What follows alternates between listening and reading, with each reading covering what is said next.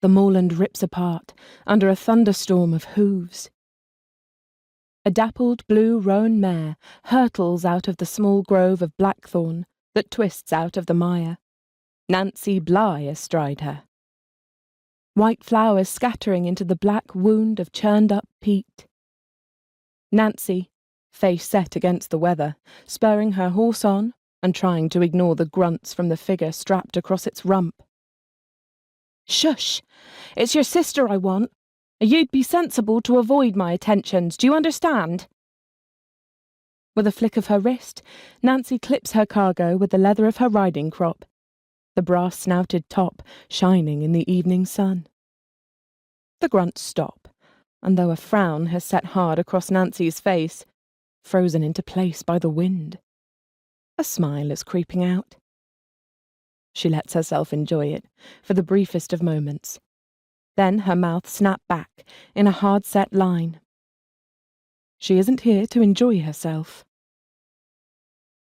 A steady wind has blown a year's worth of seasons through, and now drags its fingers across the bleached tufts, clinging to the cotton grass in the marshes.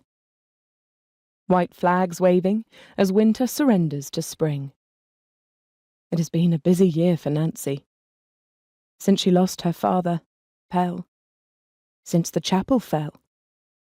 A great deal learnt in too short a time. But Nancy has never been the type to shy away from a problem, and there has been no shortage of those.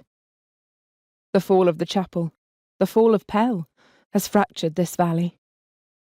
Where once there were 2 altars, faith and magic, there are now 1,000. Fractal cults that have spread across the moor like a sickness. The villagers desperate to believe in something have found, without a shepherd, their own stories to tell. The things they saw last year. Callum and his fiery hand, the fire, those killed by the underfolk, have clarified some things that ought to remain hazy. Nancy knows some sit on the moor and worship the underfolk like little gods. She knows some still visit the chapel every Sunday and sit in service to a shadow. She knows some, though it sickens her, venerate Callum as some kind of saint. She has broken more than one bogwood effigy, hand dipped in pitch and set to burning.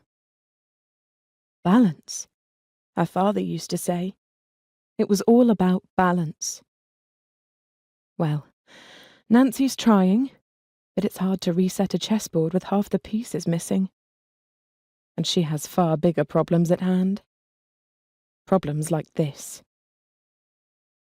Ahead of her, Nancy sees a figure hobble through, across the stubby moor grass.